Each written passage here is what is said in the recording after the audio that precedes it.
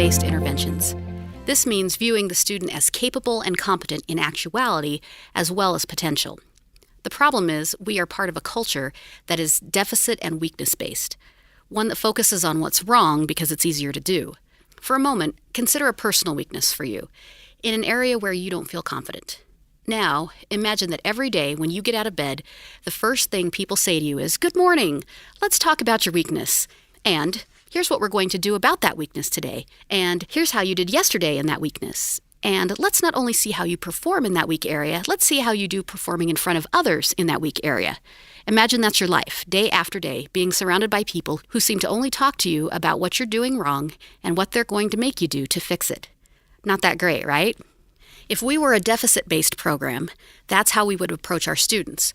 We would see them with fundamental neurological difficulties that must be fixed and believe that they might never be able to perform at quote-unquote normal levels. We would assume inability as a default and focus on dysfunction and disability labels while ignoring learning styles and preferences, personal life experience, and the full potential of an individual. Through the deficits lens, we would view consequences as punishment and try to punish our students into correct behavior. But luckily, we are a strengths-based program, not a deficits-based one.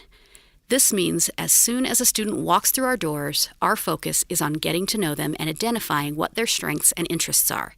We recognize that all of our students have strengths that we must help them find, and that they contribute as much to the chances of a successful outcome in an intervention as either the staff or their technique does.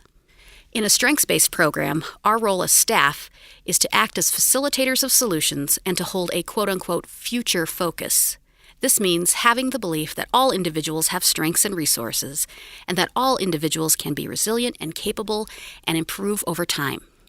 It also takes into account positive individual differences such as skills, interest areas, learning styles, and life experiences.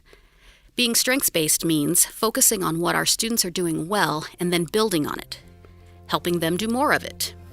In a strengths-based approach, we do not attempt to ignore our students' problems and difficulties, but we trust that the student can solve and overcome challenges, and we focus on which of their strengths they can bring to bear on the issue. One of our primary goals at Scenic View is to understand the strengths of the students. This is done by spending time with them and getting to know them.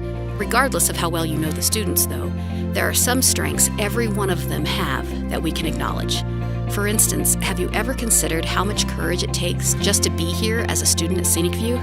Acknowledging such courage can be a great place to start.